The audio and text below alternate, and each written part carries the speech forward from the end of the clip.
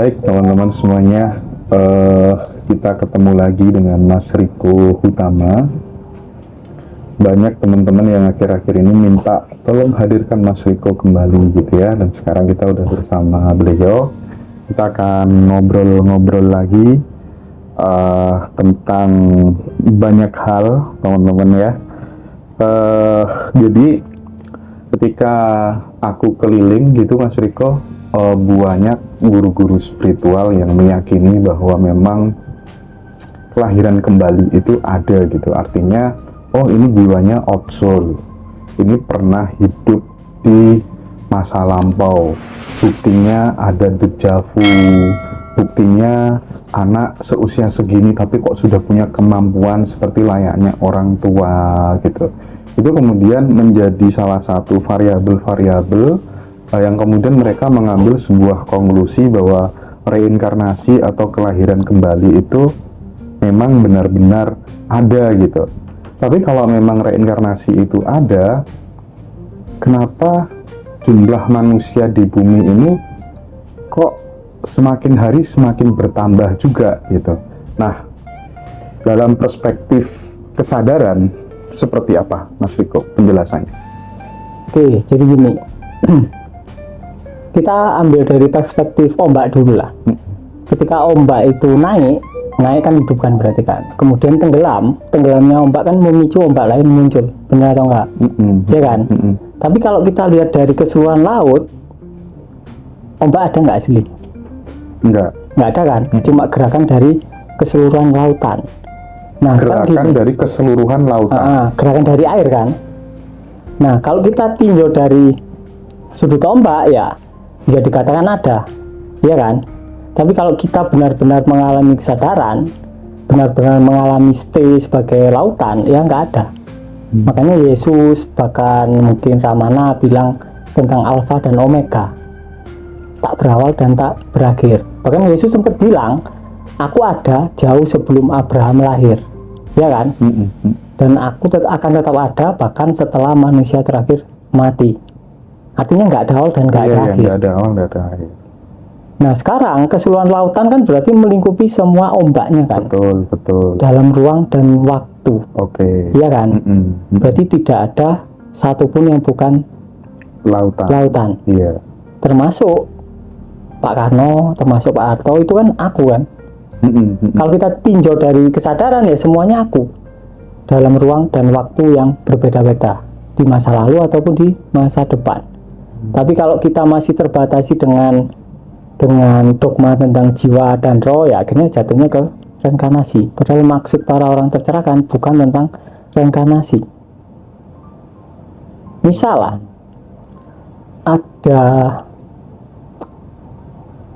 misal Mas Hendra waktu kecil belum diajari tentang agama, belum ada ajaran tentang roh. Semen tahu nggak tentang roh? Nggak tahu. Nggak ada kan? Hidup Semen lebih bahagia nggak? Iya, karena nggak ada konsep. Ringan kan? Karena nggak ada konsep. Nah, kita harus tahu konsep-konsep mana yang sekiranya membebani kita. Konsep apa? Semua konsep itu membebani kita. Semua konsep, termasuk konsep pendaman emosi, termasuk. Karena ketika kita ada sebagai kesadaran, ya aslinya nggak ada apa-apa. Nggak ada yang patut ditolak dan nggak ada yang patut diterima, ya udah dibiarkan kan, karena semuanya adalah kita. Sehingga kata menolak dan kata menerima ya udah nggak relevan, karena semuanya adalah kita dan semua ombak adalah gerakan dari diri kita. Jadi kalau dilihat dari ketika kita mengalami kesadaran, kita sedang stay sebagai kesadaran, ya reinkarnasi nggak ada. Tapi kita ketika stay sebagai Riko atau Hendra, ya otomatis pikiran akan berasumsi ada reinkarnasi. Itu hanya asumsi pikiran aja. Asumsi pikiran. Nah, kenapa kok pikiran berasumsi seperti itu? Why? Karena beberapa orang itu ketika lahir hidupnya ada yang enak, hidupnya ada yang nggak enak. Yang enak ya mereka pasti asumsi pikiran pasti, oh berarti aku dulu di kehidupan masa lampau aku banyak berbuat baik. Kalau yang hidupnya nggak enak ya, oh berarti aku dulu hidupku pasti banyak berbuat jahat sehingga sekali ini kehidupanku susah. Nah itu kan cuma asumsi pikiran kan, karena dia tidak tahu apa yang sebenarnya sedang terjadi. Nah, itu yang perlu kita kulik. Kenapa kok orang susah dan akhirnya tetap susah? Ya kan? Lahir susah atau bahagia kan itu orang tua kita kan, tergantung orang tua kita. Tapi setelah kita tumbuh dewasa, itu sepenuhnya tanggung jawab kita. Itulah maknanya kelahiran kedua. Kita dengan sengaja memilih identitas yang kita mau. Kelahiran kedua ya ketika kita hadir di bumi ini, di dunia ini. Kita mengganti identitas itu maksudnya kelahiran kedua. Kelahiran pertama kan kita ketika lahir kan, kita lahir dari bapak ibu kan. Kita kan nggak bisa milih nih bapaknya siapa, ibunya siapa. Kalau bisa milih kan enak kan, milih Raffi Ahmad kan, atau milih Pak Jokowi gitu kan. Nah, karena kita nggak bisa milih, akhirnya kita kan nggak bisa milih perlakuan orang tua kita ke kita kan. Dimana perlakuan orang tua kita itu mencetak kita kayak gini lah, air ditaruh gelas, bentuk gelas kan beda-beda. Betul. Kalau air itu ditaruh ke gelas yang modelnya kayak apa? Gelas wine, tentu saja beda sama yang gelasnya mug. Iya kan? Atau gelas cangkir, beda. Nah, apakah gelas cangkir itu akan tetap cangkir sampai dia mati? Kan bisa diganti gelasnya. Nah, kelahiran pertama adalah kelahiran tanpa sadar. Kita nggak bisa milih orang tua kita. Kelahiran kedua adalah ketika kita sadar bahwa segala sesuatu yang terjadi itu adalah hasil dari kreasi kita sendiri. Ketika itu kita mengambil tanggung jawab, baru kita bisa merubah identitas kita. Itu kelahiran kedua. Nah, sebelum kelahiran kedua tentu saja kita harus hadir sebagai yang sejati dulu, ya kan? Kan nggak mungkin bisa langsung ganti identitas. Kita harus sadar, oh ternyata kok air, dan air ini nggak terpisah dari seluruh air di sekitarnya. Ternyata aku adalah keberadaan itu sendiri gitu ya. Ternyata aku adalah yang tak terhingga itu sendiri gitu, atau gimana maksudnya? Gini, yang sejati itu maksudnya apa gitu? Gini misal Mas Hendra ngomong aku adalah jiwa, atau aku adalah ruh, atau aku adalah pikiran. Coba sekarang adalah semuanya dihapus, cuma aku doang. Aku. Kira-kira apa yang terjadi? Hilang kan? Nggak ada apa-apa. Tapi ada. Ada. Iya kan? Tapi sama nggak tahu itu apa. Oh iya. Nah, aslinya cuma gitu doang. Oh iya.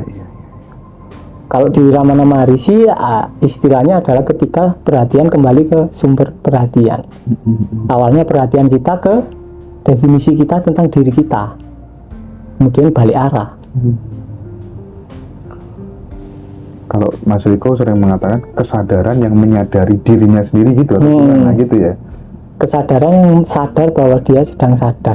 Kesadaran yang sadar bahwa dia sedang sadar. Nggak ada dirinya soalnya. Keberadaan yang mengamati keberadaannya gitu, atau gimana? Semua kata aslinya salah. Semua kata iya salah. Nggak mampu melukiskan itu. Nggak bisa. Sama bisa nggak kira-kira tadi? Nggak bisa kan? Iya. Kalau dilukiskan atau dikatakan pasti salah, ya kan? Iya Mas yo. Kita yang ngomong aja, oh ini kata-katanya salah, apalagi yang denger, gitu kan? Iya Mas ya. Nah, makanya yang penting itu aslinya mengalami. Yang paling penting mengalami, bukan cuma sebatas kata-kata. Kalau kalian bingung tambah bagus, ya tinggal disadari bingungnya kan? Disadari bingung. Tapi kalau kalian merasa tahu, itu malah agak-agak tricky. Kalau bingung kan jelas kan, oh aku bingung. Kalau sampai merasa tahu itu agak subtle kan. Sampai merasa sudah mengalami padahal cuma tahu sebatas konsep di kepala. Nah, itu yang agak-agak tricky dan kebanyakan orang nggak sadar. Nah, bisa nggak Mas dianalogikan pada saat kita tadi susah membahasakan yang ini itu, dianalogikan misalnya dalam pada saat kita tidur itu tuh gimana gitu? Oke. Nah, semalam kan Mas Hendra tidur kan? Terus bangun kan paginya? Bangun. Mimpi nggak? Yang tadi malam enggak, sebelumnya mimpi. Sebelumnya mimpi. Nah, sama tahu dari mana kalau semalam nggak mimpi? Ya tahu aja. Tahu aja kan? Tahu dari mana kalau semalamnya lagi mimpi? Ya pokoknya tahu. Tahu kan? Iya. Berarti sama tidur nggak? Oh ya nggak tidur ya. Nggak tidur kan berarti nggak tidur gitu ya. Ketika nggak mimpi, ketika nggak mimpi, layarnya kan sama tahu hitam doang. Yes, oke. Ya kan? Oke. Hanya saja kelemahannya sampai tidak sadar bahwa sedang sadar. Makanya kayak ikut hilang, tapi pengetahuannya tetap ada, sampean tahu, kerekam. Nah, sekarang ya tinggal membiasakan diri kita sadar bahwa sedang sadar. Itu namanya peripheral. Oke. Banyak cara peripheral, kan tergantung orangnya. Nyamannya gimana nyamannya gitu. gimana. Apa aja mas konsep peripheral itu? Peripheral itu aslinya tentang open awareness, kesadaran terbuka atau kesadaran tanpa pilih. Biasanya kan orang rentan memilih kan, oh aku hanya mau melihat yang ini saja, aku nggak mau melihat semuanya. Nah, peripheral ada 3, peripheral mata, peripheral telinga, sama peripheral kinestetik. Itu di seminar. Di seminar. Ada. Tapi nanti yang tanggal 26, 27 Zoom tuh diajarin nggak? Diajarin itu? Pasti diajari semua. Oke. Soalnya yang paling penting itu. Karena percuma kalian letting in, kalian sadari emosinya, terus kalian terima emosinya, aslinya nggak ada. Ketika kalian hadir sebagai lautan, bagasi emosi pun nggak ada? Nggak ada. Misal semalam lah, semen kan nggak mimpi ya? Nggak ada tayangan apapun kan? Iya. Emosinya ada nggak? Nggak ada kan? Nggak ada. Tapi ketika sampean bangun, sampean balik ke hendra, langsung ada, nggak enak di badan. Tapi 5 detik setelah sampean bangun, sebelum sampean teridentifikasi dengan hendra, ada nggak emosi? Nggak ada. Bahkan sampean nggak iling kalau sampean namanya hendra. Iya kan? Iya, benar. Nah, ketika sampean bangun, 5 detik sampean langsung pakai baju sirah yang bernama hendra. Perang. Buat survival, ya kan, buat bertahan hidup. Nah itu, padahal kehidupan itu bukan hanya sebatas survival. Kehidupan adalah perayaan. Ketika kita bisa hadir sebenarnya sebagai kesadaran. Nah, ketika kita hadir sebagai kesadaran, otomatis kita juga tetap perlu identitas manusia. Jadi ganda. Identitas kita itu sebagai kesadaran, tapi juga sekaligus sebagai manusia. Jadi ganda. Tapi yang penting adalah hadir dulu sebagai kesadaran. Oke. Nah, ketika kita hadir sebagai kesadaran, dalam perspektif umum kan, ada yang namanya kematian, kematian jasad, maksudku mas, kematian jasad gitu. Nah, zat hidup yang kemudian membuat kita bisa bergerak, ya, kita bisa berbicara, ya, itu gimana? Mas Riko menyebut itu sebagai apa gitu? Oke, sekarang kita bahas ini dulu lah, kepercayaan sama keadaan tahu. Nah, sekarang tak tanya, saya percaya ada matahari enggak? Percaya? Hah? Saya percaya langit warna biru? Iya. Saya percaya atau tahu? Oh, tahu kan? Tahu. Kalau sampean tahu, sampean nggak perlu percaya. Oh iya, bener mas. Kalau sampean nggak pernah lihat langit, sampean harus percaya. Misal sampean buta lah. Karena bisa dilihat secara empiris, sehingga kemudian kita nggak perlu iman, percaya gitu. Nggak perlu, karena sampean tahu. Nah, sama ketika sampean sudah mengalami sebagai kesadaran tanpa label apapun, ya sampean tahu. Nggak perlu percaya tentang Tuhan atau apapun, ya karena sampean tahu itu benar-benar ada. Terserah mau dinamai apapun, terserah. Tapi kelemahan orang adalah gini, logikanya manusia itu kan menganggap bahwa sesuatu itu nggak mungkin tiba-tiba ada, ya kan, harus ada penciptanya. Akhirnya muncullah konsep Tuhan. Nah, sekarang pertanyaannya, ketika sesuatu itu harus ada yang menciptakan, sekarang pertanyaan tak balik, yang menciptakan pencipta siapa? Coba jawab. Katanya kan harus ada pencipta nih. Berarti yang menciptakan Tuhan itu siapa? Kalau kita memahami Tuhan itu sebagai sosok pencipta. Terus yang nyiptain Tuhan siapa? Karena tidak mungkin segala sesuatu ada dengan Tuhannya. Logikanya yang gitu. Iya. Kalau orang jawab ya Tuhan ya memang ada dari sananya, dari awal. Nah, kenapa kalau kita nggak berhenti di semesta aja? Semesta ya sudah, memang sudah ada, nggak perlu ada pencipta. Nah, ketika kita mengalami hal itu, kita akan paham bahwa ketuhanan adalah sejenis kreativitas, bukan sosok. Itu adalah kemungkinan seperti, bukan kemungkinan, kayak energi hidup, nggak bisa diansi. Kecerdasan semesta tanpa batas. Ya. Seperti itu. Jadi semuanya. Jadi semesta adalah tubuh dari ketuhanan. Semesta adalah tubuh dari ketuhanan. Oke. Ya kan? Nah itu. Ketika kita memahami dan kita mengalami ketuhanan yang utuh, atau kita benar-benar sadar, nggak mungkin ada perang. Perang kan gara-gara kepercayaan kan. Misal Tuhannya sampean tak ina, kan sampean merasa tersakiti. Tapi kalau aku berusaha menghina ketuhanan, piye caranya? Bisa nggak kira-kira? Nggak bisa. Nggak bisa. Hanya yang sosok yang bisa dihina. Kalau non sosok nggak bisa dihina. Sebenarnya bisa menghina udara. Nggak bisa kan? Kan tipis kan ini kan. Ya objek tapi antara ada dan tiada kan. Udara bisa sama dihina nggak kira? Yang kelihatannya enggak. Ruang wis. Gampangannya bisa sama dihina nggak? Oh ruangnya jelek gitu. Nggak bisa. Apalagi ini adalah ya itu pokoknya. Ya itu pokoknya. Nggak bisa. Makanya kayak di ajaran Kabbalah atau di ajaran apa namanya Yahudi Kabbalah kan itu nggak disebut, sangat haram menyebut nama Tuhan, nggak boleh disebut. Oke. Kan paling banter nyebutnya Elohim kan, yang satunya nggak boleh disebut. Berarti kalau udah sampai sini secara esensial ya nggak ada yang mati dong berarti ya? Nggak ada yang mati, siapa yang Mati ya? Misal sama tidur lah, mati itu kan ibaratnya hilang gitu kan. Sama nggak kayak tidur hasilnya? Iya. Tapi sama bener-bener hilang nggak saat tidur? Enggak kan? Sampean tahu kan? Iya. Hanya saja sampean nggak tahu kalau sedang tahu. Masalahnya itu tok. Nah sekarang gimana caranya biar tahu bahwa sedang tahu atau sadar bahwa sedang sadar? Tamat ya kalau gitu. Tamat. Tamat sudah. Nggak perlu ada ngaji Rasul lagi ya.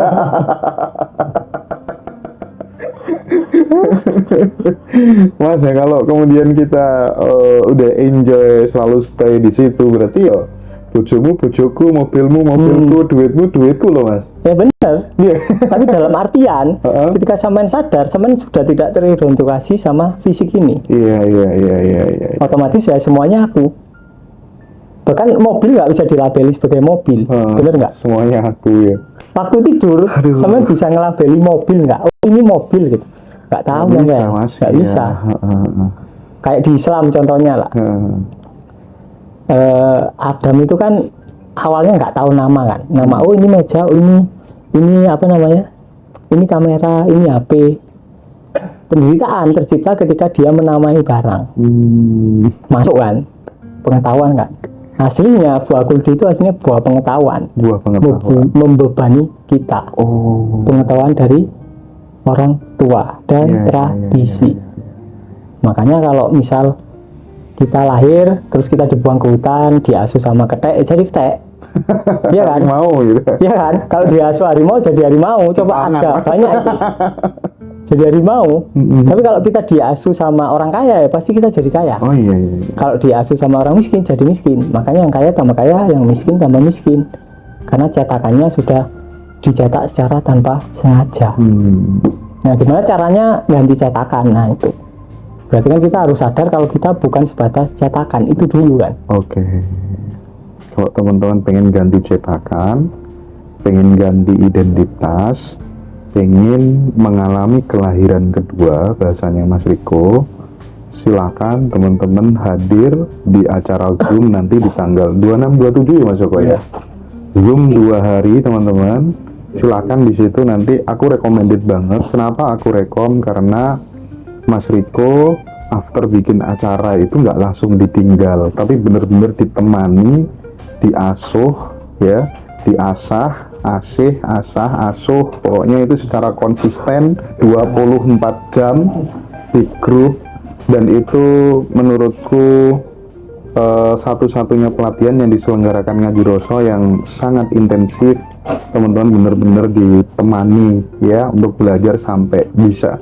Silakan teman-teman ikut acara nanti di tanggal 26-27 September ini ya Mas Joko ya. Oke, sip. Tapi gawat ini pengetahuannya Mas Riko ini kalau didengar Habib Bahar gitu kira-kira ya. Jadi wah ini pokoknya keren banget ya. Penyaksi yang menyaksikan dirinya sebagai penyaksi gitu kira-kira. Iya gitu membahasakan kira-kira. Ya itu dibahasakan. Bingung. Iya, bingung gitu ya. Oke.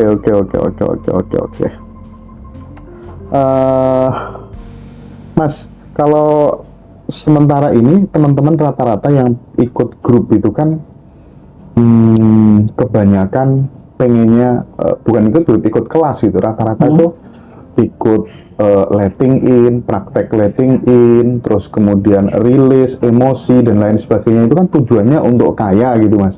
Itu gimana Mas? Jadi gini, sekarang tak tanya balik, orang-orang itu pingin kaya kenapa sih? Karena merasa kekurangan. Enggak, karena aslinya kita itu ingin bahagia, cuma itu doang. Pengen Tapi bahagia. simbol dari kebahagiaan masing-masing orang itu beda. Karena konsep tadi ya, nggak bahagia kalau nggak punya uang. Nggak kebahagia. Aku kalau punya mobil, aku kayaknya bahagia. Jadi kebahagiaannya itu dilekatkan ke objek. Padahal yang diinginkan hanyalah kebahagiaan. Dan ketika misal Mas Hendra punya mobil, 5 detik setelah mobilnya kebeli, kilaunya hilang nggak? Iya kan? Soalnya pingin yang lain pasti. Bener. Wah, aku pingin pingin motor Harley, atau pingin liburan ke pulau terpencil, atau pingin mancing hiu gitu kan. Tapi kilonya hilang setelah sampai mengalami itu. Nah, sekarang pertanyaannya adalah ini. Ketika semua orang mengharapkan kebahagiaan, padahal dirinya sendiri adalah kebahagiaan, terus piye? Sekarang tak tanya lah. Misal gini lah, ada mercusuar. Mercusuar itu yang di pantai yang cahaya itu loh.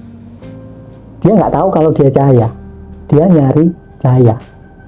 Ya kan? Dia menyinari objek. Oh, objek batu. Oh, kayaknya ini nih cahaya. Oh, tapi kok kecil. Akhirnya dia nyari objek yang lebih besar. Oh, nyari batu yang lebih besar di pantai. Oh, kayaknya ini nih sumber cahaya yang besar nih. Tapi kok kayaknya kurang. Kemudian dia ketemu mercusuar lain. Wah, ini nih terang banget ini. Dia ketemu mercusuar lain. Padahal yang mercusuar ini juga ketemu dia. Oh, kayaknya ini nih cahayanya nih, sumber cahaya. Padahal sumber cahayanya berasal dari dirinya sendiri. Hanya tertutupi oleh didikan dogma dari orang tua dan tradisi. Nah, ketika kita bongkar kenapa ingin kaya, itu penyebabnya macam-macam. Ada yang ingin validasi dari orang tuanya karena waktu kecil nggak dapat validasi. Ada yang dulu pernah ditinggalkan orang tuanya, sekarang ingin membuktikan. Ada yang macam-macam. Dia mengira kalau dia dapat validasi dari orang tuanya, dia akan bahagia, padahal belum tentu. Ada juga yang dulu mungkin pernah diselingkuhin waktu remaja, dia ingin membuktikan ke pacarnya. Atau juga mungkin dulu ada orang yang ditolak ditolak lamarannya, terus ingin membuktikan ke calon mertuanya dulu, macam-macam. Intinya dia mencari kebahagiaan karena dia merasa tidak lengkap, padahal dia sudah lengkap. Ya kayak matahari mencari sumber cahaya, ya padahal dia sedang mencari dirinya sendiri. Kira-kira ketemu nggak? Enggak. Karena dia mencari ke arah yang salah. Makanya yang paling urgent, paling penting itu hasilnya adalah sadar dulu. Kalau cuman sadar, otomatis sama merayakan. Entah itu bahagia, entah itu sedih, sampai tetap bahagia. Kalaupun ada tayangan kesedihan, sampai tetap bahagia, sampai tetap merayakan kesedihan itu. Nah, di situ pasti hal-hal baik akan muncul. Walaupun nggak muncul, sampai tetap bahagia. Dan kemungkinan besar pasti muncul. Apa yang selama ini sampai simbolkan sebagai kekayaan, sebagai kebahagiaan, itu biasanya muncul ketika kita sudah nggak pingin. Asik gitu ya. Contoh lah, Joko lah. Joko pingin Serena. Ketika dia sudah nggak pingin, tiba-tiba kebeli. Atau misal ada yang orang Kediri ya. Bunuh orang Kediri, alumni. Nah, ketika dia pingin warungnya rame, otomatis kan dia karena merasa dia tidak bahagia kalau warungnya sepi. Nah, akhirnya dia sadari tidak rasa nggak nyamannya. Ketika rasa nggak nyaman disadari, akhirnya pelan-pelan dia ada sebagai kesadaran. Dan dia semakin bahagia. Warungnya sekarang rame, antri, pegawainya sudah mencari 11-an. Awalnya nggak ada. Ya kayak gitu-gitulah. Urusan material kan aslinya nggak terpisah sama spiritual, cuma dipisahkan sama konsep kepala kita. Hasilnya satu. Kalau kalian sudah ada sebagai kesadaran, ya pasti hidup kalian lebih baik. Intinya itu, makanya sadar dulu yang penting.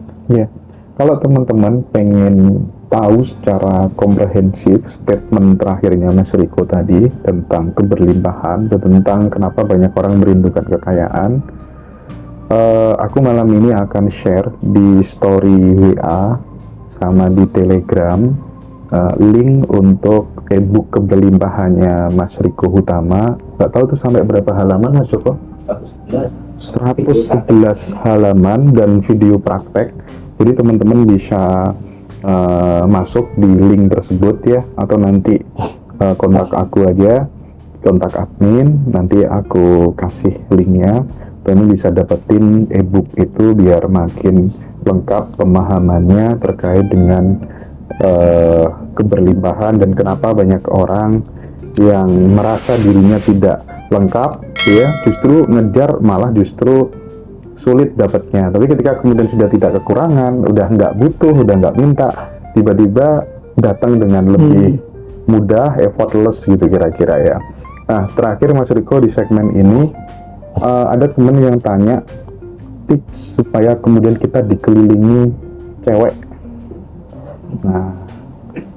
Nah, tips sederhananya apa Mas? Tips sederhananya yaitu kalau memang mau dikelilingi cewek ya jangan ejakulasi. Nah, jangan aja. Sebulan aja ya, cobalah sebulan aja. Oh, nggak bisa itu Mas. Itu ada yang pernah protes. Oh, nggak tahu juga sih. Dia tuh.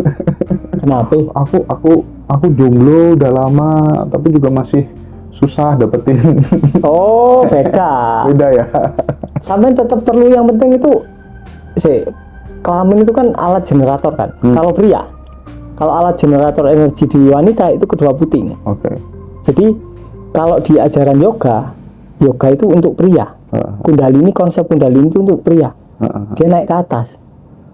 Dasarnya penis. Tapi kalau wanita dasarnya itu di kedua puting. Jadi ada perbedaan mekanisme circling energy. Nah, kalau pria berarti kita perlu membangkitkan yang di penis. Kebanyakan jomblo dia tidak melakukan masturbasi. Kalaupun masturbasi dia ejakulasi. Oh iya. Coba masturbasi tanpa ejakulasi. Masturbasinya perlu tetap tanpa ejakulasi. Masturbasi tapi tanpa ejakulasi. Coba lakukan. Kalau cewek gimana Mas? Cewek yang jomblo gimana? Kalau cewek jomblo ya self love yang penting. Kalau ya. cewek jomblo aslinya gampang, lebih gampang dari pria karena tradisi kita kan pria yang nyari kan. Oh iya. Wanita hanya cuma tinggal mau yang sama yang mana. Nah, kebanyakan wanita itu merasa tidak layak, akhirnya dia nggak milih. Sip. Ya tinggal disadari aja. Biasanya ada trauma sama bapaknya kalau cewek. Baik, oke, teman-teman. Ketika anak kemudian itu diasuh sama seekor monyet, kemungkinan besar dia akan gaya hidupnya akan seperti monyet. Begitu pula ketika diasuh sama keluarga yang mentalnya miskin, sangat besar kemungkinan dia ke depan akan terlahir menjadi orang yang miskin pula. Sebaliknya ketika diasuh Raffi Ahmad, maka karena dia orang kaya secara materi, ya, secara finansial, maka sangat besar kemungkinan dia juga bakal lahir jadi orang yang kaya juga, karena itu kaitannya sama program-program belief yang ada di dalam kepalanya gitu, yang itu kemudian memudahkan dia untuk ada DNA atau warisan DNA kaya dan lain sebagainya gitu ya. Nah, aku tuh coba keliling gitu Mas, mengkomparasikan antara teknik-teknik pengembangan diri untuk ilmu keberlimpahan, kemakmuran, begitu tuh ternyata dari case-case ada yang hutangnya lunas berapa ratus juta dan lain sebagainya, tapi itu ternyata nggak bisa digeneralisir ke peserta-peserta yang lain gitu. Nah, ini masalahnya di mana? Apakah karena memang setiap orang tuh latar belakangnya beda-beda, beliefnya beda-beda, programnya beda-beda gitu ya. Misal cukup dengan letting in aja, rilis emosi-emosi aja, kan udah ada beberapa case yang itu muncul keajaiban gitu ya. Tapi bagaimana kalau kemudian meskipun dia udah rilis, meskipun dia sudah letting in gitu ya, tapi kalau di dalam kepalanya itu ada jangkar-jangkar kemiskinan yang itu kemudian dia belum selesai dan dia masih melekat di situ, kan yang namanya mental miskin itu kalau nggak diberesin juga akan berimplikasi negatif terhadap perjalanan hidupnya. Bagaimana Mas Riko? Oke, jadi gini, misal dari kecil kita diasuh sama orang yang miskin. Miskin. Yang kekurangan lah.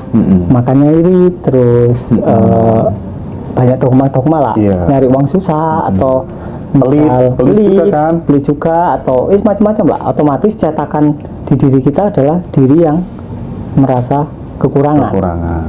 Nah, ketika kita merasa kekurangan, ketika identitas kita merasa kekurangan, emosi sama pikiran juga sejenis itulah pasti. Rasa bersalah, terus rasa sedih, rasa kekurangan dan lain-lain. Pikirannya juga kayak gitulah. Narasinya. Kemudian karena kita merasa kekurangan, kita bereaksi. Iya kan? Mungkin kita bereaksi dengan ngerokok. Mungkin kita bereaksi dengan meditasi. Mungkin kita bereaksi dengan cara bermanifestasi. Mungkin kita bereaksi dengan cara beribadah. Apapun lah reaksinya. Sekarang tak tanya, ketika kita bereaksi, berarti kita menganggap bahwa identitas diri kita nyata dong. Sih, benar nggak? Misal sampean merasa kekurangan nih, rasanya kan nggak enak kan, rasa kekurangan itu kan, ada ketakutan, ada kesedihan, gabung nggak jadi satu gestalt. Kemudian karena nggak enak, sampean bereaksi nih, aku tak meditasi ya, biar rasaku enak, biar kaya. Nah, itu kan bereaksi kan? Bahwa diri kita itu. Berarti kita menganggap kalau diri kita yang sedang kita lawan ya itu kita yang nyata kan. Berarti apapun reaksi kita justru semakin menguatkan diri palsu kita. Entahlah reaksinya, entah dengan cara tinggi, entah dengan cara tingku. Pada dasarnya prakteknya kalian salah. Iya kan? Karena sebagai reaksi. Makanya seringkali tak bilang sadari aja. Letting in benar ketika sampean hanya sebatas menyadari tanpa bereaksi. Biarkan. Berarti kalau kemudian aku agak berpikir agak kritis gitu, berarti letting in itu bisa jadi juga kita lari dari masalah dong. Karena itu butuh effort. Bisa jadi. Iya kan? Makanya yang pusat dari letting in itu sebetulnya very viral. Bukan ke melenyapkan penambahan emosi, karena hasilnya nggak ada yang dilenyapkan. Kita itu nyapu tapi hasilnya nggak ada kotorannya. Tapi tidak ada kotorannya. Kita perlu nyapu ketika kita hadir sebagai Hendra atau Riko kan. Ketika kita hadir sebagai kesadaran ya apaan yang disapu? Nggak ada. Sekarang tak tanya, garam satu jumput kalau dimasukkan ke satu gelas air, asin nggak? 1 sendok wis. Asin ya. Asin banget kan? Iyalah. Kalau 1 sendok dimasukkan ke 1 ember, enggak asin. Enggak asin. Kalau 1 lautan, enggak asin. Makanya semakin luas Anda, maka semakin tentramlah hidup Anda. Itu yang penting hasilnya itu. Bagaimana kita menjadi semakin luas dan semakin luas. Paradoksnya sejak awal kita sudah luas. Paradoksnya itu. Sejak awal kita udah luas. Paradoksnya itu. Tapi menjadi kemudian sempit karena program-program itu tadi. Karena kita berpura-pura jadi sempit. Sebentar mas, banyak yang tanya. Kalau kelasnya yang Zoom 2 hari itu 1.699.000 teman-teman. Kalau yang e-book keberlimpahan berapa mas Joko? 449.000. Tapi kalau testimoni dari temanku ya, namanya Mbak Feby kalau nggak salah, itu tuh dia ngerekomen banget harus baca tulisan Mas Riko yang e-book keberlimpahan itu gitu ya, karena banyak pencarian beliau yang ditemukan di bukunya Mas Riko tuh, sampai dia bilang gila sih Riko itu gitu ya, terus Feby gitulah ya. Dan teman-teman di grupnya Mas Riko tuh banyak banget testimoni gitu ya, jadi keren lah pokoknya. Jadi silakan teman-teman join di Zoom tanggal 26-27 September ini, atau beli e-book keberlimpahan. Rekomen serius teman-teman ya. Mas Riko tuh antik lah, sampai sekarang aku nggak berani dia compare dengan narasumber lain gitu. Jadi aduh bahaya, gawat. Oke. Definisi antara miskin dan kaya itu dinilai dari apa? Itu Mas Riko. Kalau secara umum ya dinilai dari angka lah. Secara umum. Secara umum. Misal Mas Hendra antri di mana itu imigrasi lah. Antrinya kan nggak nama, angka kan? Angka. Bahagia nggak cuman antri berupa angka? Nggak ada yang suka diangkakan. Iya, iya. Sama, ketika kita sadar ya nggak ada miskin dan kaya aslinya, Oke. karena semuanya adalah kita. Tapi kalau kita tanya definisi ya, yang kita pakai ya definisi dari masyarakat kita. Kalau angkanya dikit ya berarti kurang, kalau angkanya banyak ya berarti kaya. Oke. Suaranya hilang. Maksud sih teman-teman, suaranya hilang nggak? Coba cek dong, teman-teman ketik aman. Tolong dong ada yang ini. Suaranya oke nggak? Oh aman. Sinyalmu aja yang bermasalah ya. Oke, makasih. Nah, sekarang Mas Eko, aku pengen geser ke the power of now. Ya, hadir utuh di sini saat ini gitu. Selama ini yang membuat kita menderita itu kan penyesalan di masa lalu dan kekhawatiran di masa yang akan datang, gitu ya Mas Riko ya. Nah, kaitannya sama hadir penuh di sini saat ini dengan periferal itu apa Mas Riko? Kaitannya dengan periferal ya itu misal gini, satu ruangan itu ada 12 pintu. Mau sampai pakai pintu manapun sampai di ruangan yang sama, cuma beda pintu doang, nggak apa-apa, it's okay.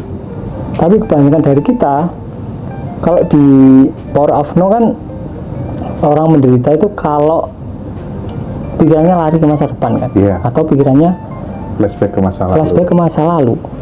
Nah, triknya di situ. Ketika kita dapat konsep kalau memikirkan masa depan itu derita, flashback ke masa lalu derita, trikinya kira-kira apa? Kita akan berusaha. Effort banget untuk benar-benar hadir di sini. Effort. Nah, sekarang tak tanya, ketika sampean bayangin masa depan, sampean bayanginnya di mana? Di sini kan? Di sini. Saat ini kan? Ketika sampean flashback ke masa lalu, di sini saat ini. Di sini kan? Aslinya kan enggak begitu. Berarti masa depan dan masa lalu ilusi gitu ya? Ilusi, dalam perspektif kesadaran gitu ya? Karena masa lalu pun juga masa sekarang yang terjadi di masa lalu gitu, kira-kira kan? ya. Sampean bayanginnya kan tetap harus di sini, nggak mungkin di masa lalu sampean ke masa lalu. Oke. Tapi ketika kita dapat konsep ya kamu harus ada di sini saat ini, sampean pasti effort banget. Ketika pikiran kita lari ke masa depan, alih-alih sampean menyadari pikiran yang lari, sampean ngelawan, balikin ke sini. Iya ya Mas. Ini tambah rame, pasti tambah rame. Trikinya di situ. Makanya penting bagi kita itu, arti dari kesadaran itu adalah kondisi santai. Selama ada usaha berarti kita tidak sedang santai, apalagi usahanya double, ya kan? Santai Mas ya. Double kan itu kan, kalau misal pikiran ini kan sedang berusaha ke masa depan, terus kita lawan balik ya usahanya kan double. Berarti nggak perlu kita kemudian harus pokoknya ngelakuin apa-apa, nggak boleh multitasking gitu ya. Kadang kan pokoknya makan ya hadir penuh, makan nggak boleh sambil HP-an, nggak boleh sambil nyetir ya nyetir, nggak usah dengerin musik, nggak boleh sambil teleponan segala macam. Itu ketika kemudian kita udah stay di kesadaran periferal, itu nggak perlu konsep kayak gitu. Nggak perlu. Sampai mau makan sambil ngerokok kan sampai tetap sadar dua-duanya, bisa aja kan, fleksibel kan, expand kan. Iya. Misal sampean nyetir mobil sama musikan, nah sampean tetap nyetir mobil sambil musikan, sadar semuanya, nggak ada masalah. Seremek kabeh Pak, dengan carane Pak. Nggak ada masalah kan.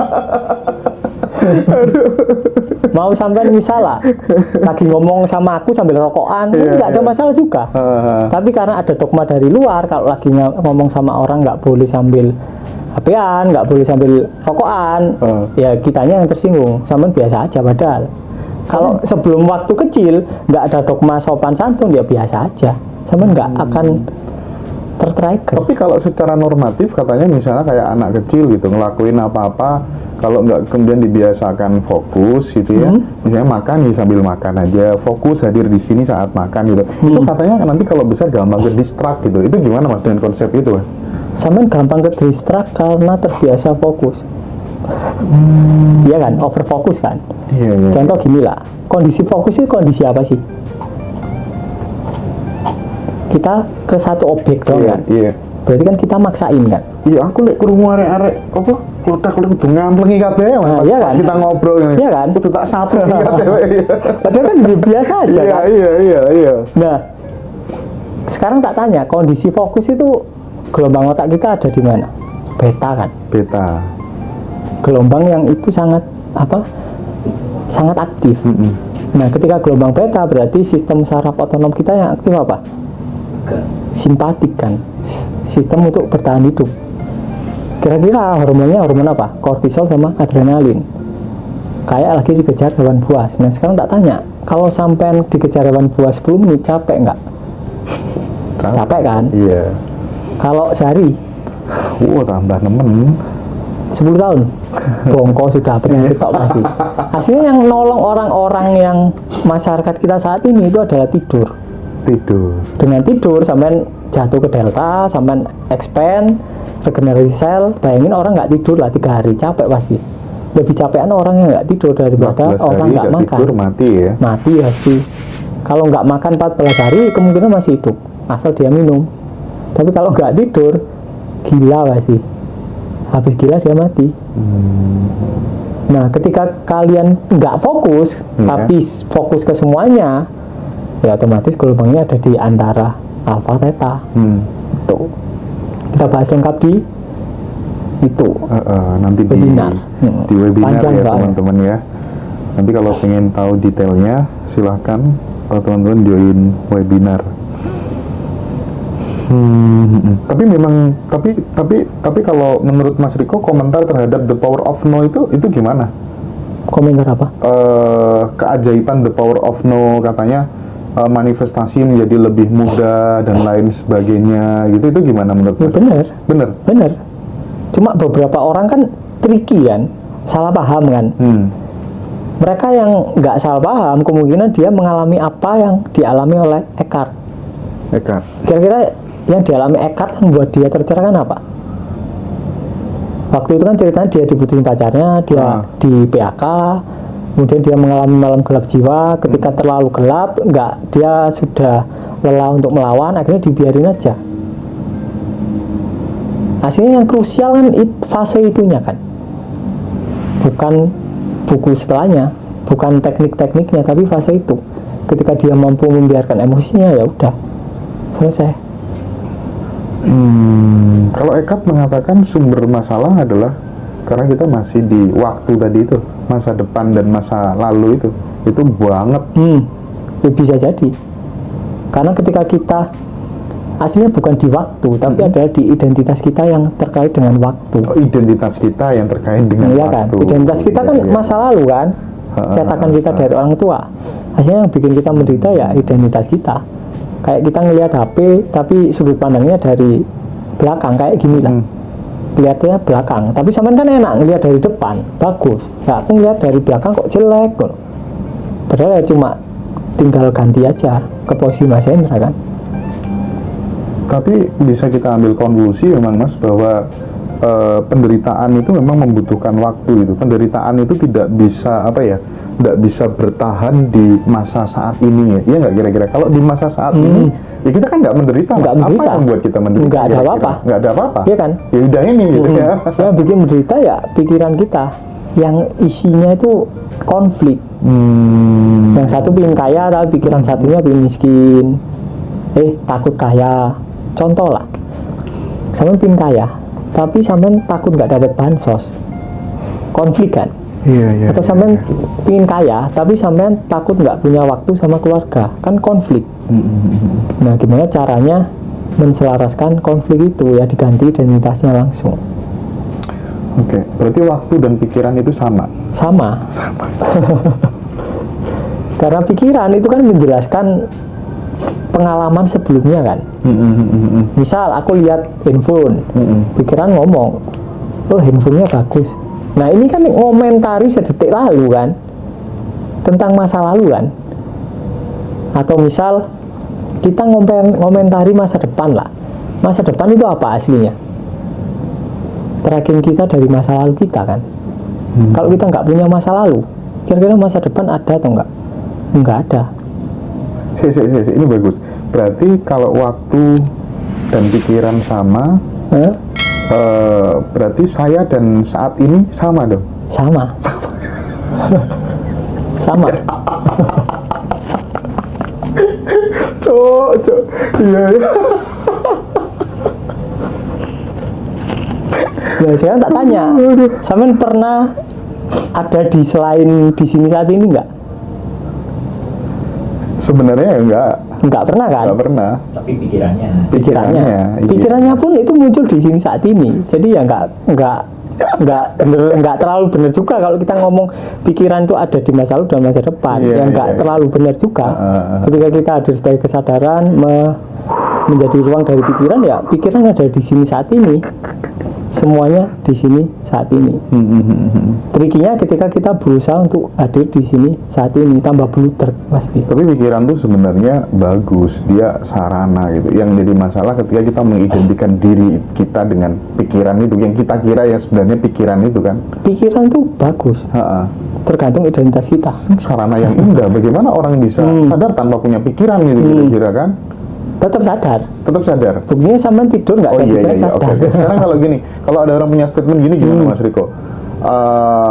Yang bagus itu adalah kesadaran yang mengendalikan pikiran, bukan ego yang mengendalikan pikiran. Itu gimana? Menurut Mas Sekarang Riko? tak tanya. Itu kayak ombak lautan berusaha mengendalikan ombak. Mengendalikan berarti sampean memaknai kalau lautan sama ombak itu Oh iya beda. iya. Iya ya Mas ya. Iya kan? Salah terus. Makanya aslinya nggak ada kata-kata yang cocok. Ya wis itu pokoknya. Karena pikiran itu adalah gerakan dari kesadaran itu sendiri. Ya kita cuma perlu tahu pikiran mana yang kira-kira gerakannya ini akan mengakibatkan kehidupan yang lebih baik atau lebih buruk. Itu doang. Santai, relax gitu ya. Santai, relax, penuh penerimaan gitu ya. Oke. Bagaimana sih Mas? Kok bisa kemudian manusia itu mengalami muncul sebuah ketakutan itu awalnya dari mana sebenarnya ketakutan yang ada dalam diri kita itu? Ketakutan. Ketakutan nanti bakal begini itu tuh mekanismenya bagaimana gitu? Mekanismenya ya gini, ketika kita lahir nih kan itu banyak mengalami kejadian kan.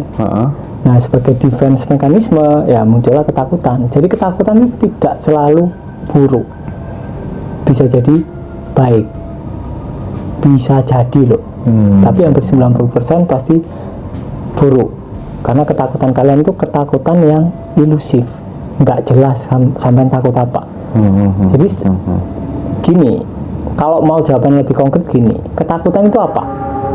Sekarang tak tanya, ketakutan itu apa? Beneran ada atau enggak?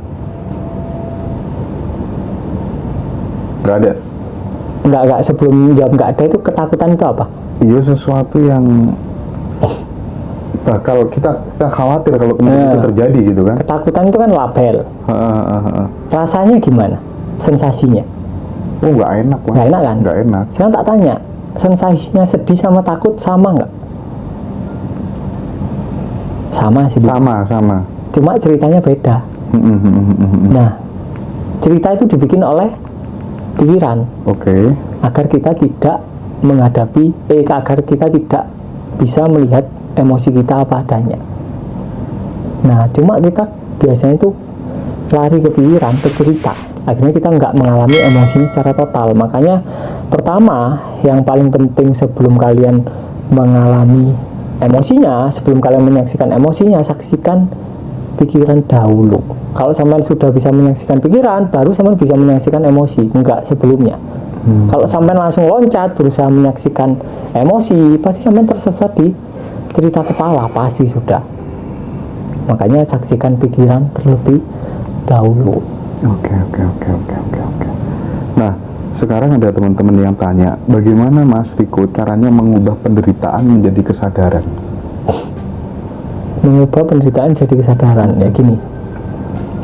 Orang itu mengira pendaman itu kayak air kotor yang di dalam gelas. Kemudian dituangkan air bersih sehingga lama-lama air kotornya hilang diganti air bersih. Padahal enggak, rendaman itu adalah es batu. Es batu. Mau sampai tuangi teh sebanyak apapun, yang tumpah itu tehnya bukan es batunya, iya kan? Tapi kalau es batunya dibiarin, dia cair sendiri. Jadi pendaman itu es batu. Apa yang dianggap cakra oleh orang-orang itu adalah es batu. Es batu. Dibiarkan. Dibiarkan. Sangar men, sangar. Karena semua reaksi justru mengabadikan identitas kalian. Oh iya, Mas Riko pernah berkata, hidup hanyalah sandiwara ketuhanan yang berpura-pura jadi manusia, tumbuhan, hewan, dan lainnya. Gitu ya, Mas? Ya benar. Nyata itu ya? Nyata, bersandiwara kita sedang. Iya, dirinya yang bersandiwara sendiri gitu ya. Hidup adalah sandiwara ketuhanan yang berpura-pura jadi manusia, Ya sama tumbuhan, kayak hewan. layar bioskop lah. Kan ada layarnya kan satu, tapi dia pura-pura jadi karakter utama, karakter sampingan, Iya, berpura-pura jadi gunung di dalam film itu dan lain-lain. Padahal ya hasilnya nggak ada semua kan. Setelah filmnya selesai, 2 jam selesai nih, Ya. layarnya ikut hilang nggak? Enggak kan? Enggak. Selama filmnya ada, layarnya hilang nggak? Enggak. Enggak juga kan?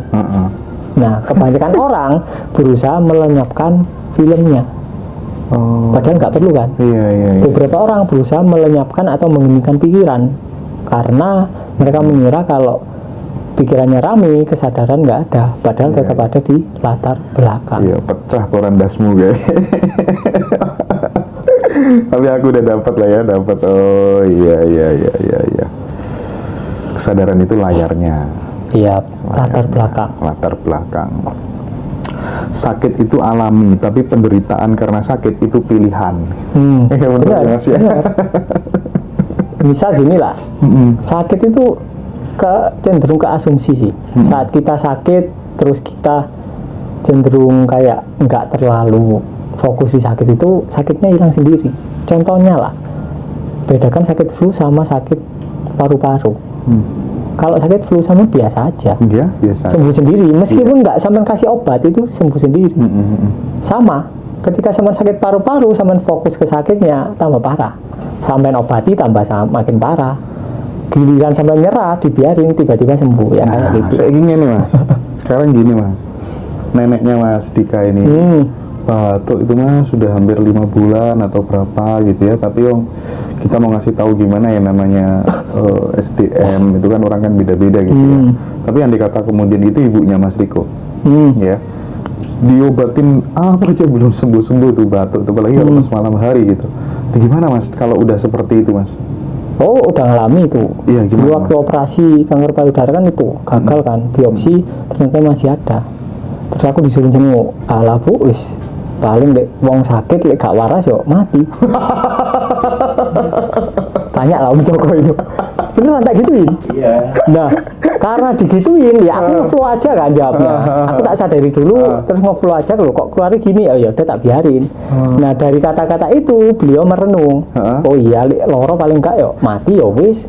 Sehat yo, aslinya ya podo ae. Nah, setelah itu enggak jadi operasi, sembuh tiba-tiba, enggak tahu gimana caranya. Berarti kalau kita ngasih tahu tuh dikasih tahu gimana Mas? Intinya. Yang penting itu ini, keinginan kita untuk ngasih tahu itu disadari terlebih dahulu. Kenapa kok kita ingin ngasih tahu nama kita? Why? Pasti ada sponsornya kan. Mungkin kita takut ditinggalkan atau karena kita mungkin pengennya kasihan ya. Udah dulu udah ngomong kita dari kecil, terus mosok kok sekarang sakit kita nggak bisa memberikan kontribusi apa-apa. Nah, kayak gitu-gitu. Nah, itu perlu disadari. Itu kan cuma alasan pikiran kan. Nanti alasan sebenarnya sama akan nemu sendiri. Dan tiap orang beda. Ketika itu sudah ketemu, sudah disadari, nanti ngeflow sendiri. Tiap orang akan beda cara ngasih taunya. Ketika aku ngasih taunya barbar, terus sampean niru dengan barbar, nggak akan efektif. Jangan meniru orang lain. Bisa jadi ketika sampean sadari sponsornya, sampean nggak ngasih tahu, dibiarin. Tiba-tiba dia sadar sendiri, bisa jadi. Iya. ngefollow-nya beda-beda. Ya teman-teman yang masih penasaran dengan keilmuan yang disampaikan Mas Riko ini, bisa akses buku-bukunya ya. Banyak sekali nanti di Ngaji Roso, nanti di YouTube aku tayangin buku-bukunya Mas Riko apa aja yang ready, teman-teman bisa dapetin semua buku-bukunya, sehingga kemudian teman-teman itu bisa menemani teman-teman sambil bertumbuh setiap hari begitu, untuk memahami secara lebih lengkap begitu ya teman-teman ya. Oke. Seseorang itu Mas, terkadang aku sendiri gitu ya, kadang kan nanti aku begini gitu. Kita tuh seolah-olah melawan semesta karena merasa tahu lebih banyak dari apa yang diketahui semesta gitu. Jadi Mas Riko pernah mengatakan, seseorang melawan semesta karena merasa tahu lebih banyak dari apa yang diketahui semesta. Gimana menjelaskan hal itu? Contohnya gini lah, semua apa yang kita lakukan itu kan reaksi kita terhadap pendaman emosi kita kan, reaksi kan, artinya semua yang rencana kita itu terbatas, ya kan? Justru malah terbatas kan, kalau terbatas pasti hasilnya sama kayak sebelumnya. Jadi ada contoh kasus gini lah, kalau nggak salah ada pemadam kalau nggak salah itu di Slovakia atau di mana itu, aku pernah baca bukunya. Jadi dia mengalami kebakaran hutan, dan itu satu regu itu dia bertugas di situ, dan nggak ada solusi, hutannya itu kebakaran semua, terus kita nggak bisa mademin. Sebagai reaksi kita kan lari kan, semua regunya lari, tapi dia menyadari keinginannya untuk lari. Kemudian setelah disadari sepersekian detik, dia dapat ide untuk mengumpulkan daun-daun, semua dicabuti di sekitar dia, dilingkarin gini besar. Cuma dia doang yang selamat, yang lain mati. Artinya semua reaksi kita berdasarkan pola lama, dan pola lama itu terbatas. Kayak misalnya kita terbiasa melihat HP ini doang, padahal di sekitar HP itu banyak kemungkinan lain. Jadi sama, ketika kita terlalu fokus ke masalahnya, justru masalahnya nggak selesai-selesai, buyar Mas. Banyak testimoni di tempat itu. Siapa? Testimoni ketika nggak lari malah. Oh ya, ketika nggak lari malah selesai. Ada yang kasus mana itu yang di bank itu? Ya di bank. Oh iya, di banyak tuh Mas Permana. Di bank itu ada orang, dia kerja sebagai manajer, terus utang ya, kliennya utang ya, berapa? 7 ya? 13 M. Oh 13 M. Nah ini nggak bayar sama sekali kliennya, dan ada kemungkinan kalau nggak bayar ini dipecat kan ya? Ada masalah jabatan lah. Iya. Dia tuh selama ini berusaha, Mas bayarin lah paling nggak 100 juta dulu lah, atau 200 juta dulu lah. Selama bertahun-tahun dia berusaha. Nah setelah ikut latihan ya udahlah dia pasrah. Disadari semua rasa nggak nyamannya selang sebulan ya kalau nggak salah. Selang sebulan kliennya ngelunasi total 13 M. Ketika sudah disadari ini, otomatis fokusnya nggak fokus lagi. Gampang hasilnya gitu-gitu. Hasilnya gampang. aduh ngeri sip. Beberapa ajaran spiritual kan mengatakan bahwa setiap kepedihan itu hanyalah ilusi, tapi kita hanya menjadikan itu sebagai kepercayaan dan teori, kita tidak segera beranjak untuk mengalaminya sendiri gitu Mas. Iya betul. Ya cuma konsep doang kan. Oh ini ilusi gitu. Terus kalian mau ngapain kalau ini? Tapi aku tuh berencana sih buat teman-teman gitu Mas ya, soal selama ini kan di Ngaji Roso itu kan banyak ya kelas-kelas manifestasi keberlimpahan dan lain sebagainya itu. Nanti termasuk juga dari hasil aku ngobrol sama Mas Riko selama ini dan beberapa teman yang memang dia itu praktik manifestasi dari keilmuan Mas Riko dan semua narasumber terbaik Ngaji Roso yang kelasnya ada mahal-mahal juga banyak, itu rencananya memang mau aku rangkum berdua sama beliau gitu ya, apa tuh namanya, itu biar teman-teman nanti yang menengah ke bawah itu Mas bisa tertolong gitu. Jadi nanti ada salah satu keilmuan Mas Riko juga, nggak masalah ya Mas ya? Nggak apa-apa, nggak masalah ya. Justru kan lebih bagus tersebar, nggak masalah. Iya. Jadi itu rencana teman-teman. Jadi nanti teman-teman yang selama ini nggak bisa ikut kelas bisa mengakses nanti dengan biaya yang sangat kita bikin terjangkau gitu ya teman-teman ya. Mas Riko, berarti kalau udah sampai di sini, doa yang paling kuat sebenarnya tidak berdoa dong?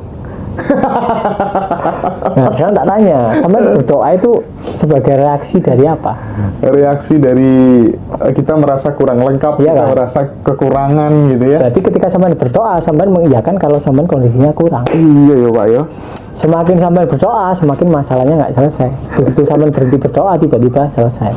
Iya. Bolak-balik pokoknya Mas. Ini apa sih? Cara memperbesar vortex dan selalu dalam kondisi power. Hah?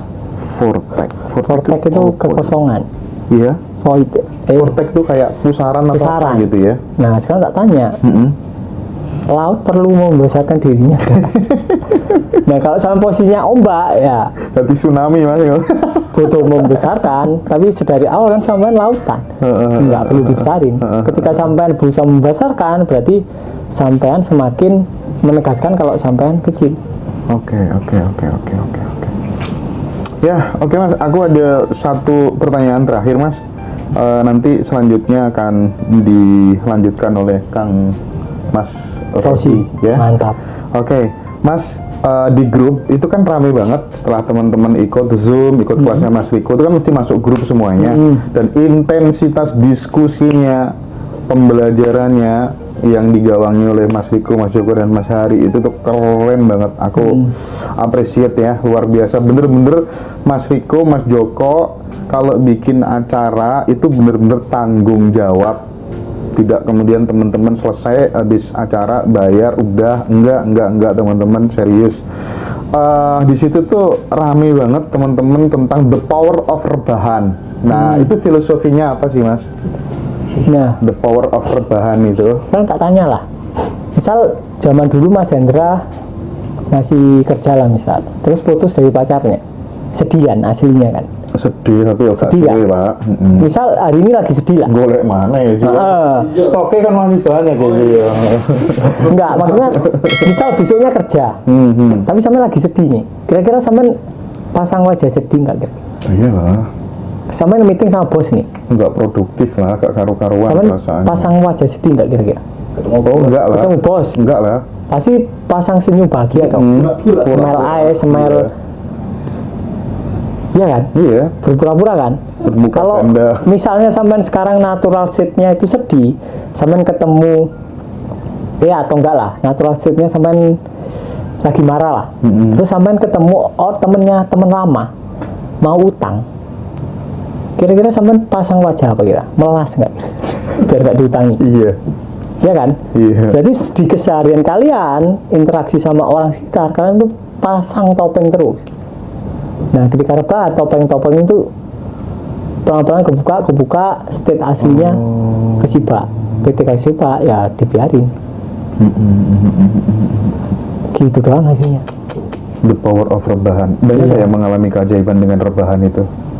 Banyak. Lupa Apa gua. ya, Mas? Nggak Apa? mudah. Hah? Tapi nggak mudah ya. Iya. Nah, rebahan karek ngene aja Mas lo. Iya, coba. Itu guling kanan kiri itu kan rasa nggak nyaman. Oh, ngono ya maksudnya ya. Oh, pawok dapat mobil ya? Iya. Pawok dapat mobil. Oh, Ada yang keren ya. dapat istri, Rebahan gitu. macam-macam lah. Ada yang rebahan terus bablas, ada. Gas turun. Ya, teman-teman semua, aku pikir udah cukup dialogku sama Mas Riko, nanti dilanjut sama Mas Rozi. Sekali lagi aku ngingetin, serius teman-teman bisa join Zoom nanti tanggal 26, 27 September ya. 2 hari itu Zoom-nya, 2 malam ya. Terus kemudian nanti teman-teman akan dibimbing di grup. Yang kedua, teman-teman yang butuh buku-bukunya Mas Riko silakan japri aja. Di bio TikTok ada kontaknya. Terus, nah itu tuh malam ini aku share di story WA di Roso, sama di Telegram nanti link untuk ngedapetin ebook keberlimpahan yang sangat direkomendasikan oleh Mbak Feby. Aku juga sangat recommended banget tentang hal itu, tentang ebook keberlimpahan itu ya. Baik, terima kasih banyak Mas Riko, dari saya Sama-sama. cukup ya. Nanti dilanjut sama Mas Rozi. Makasih.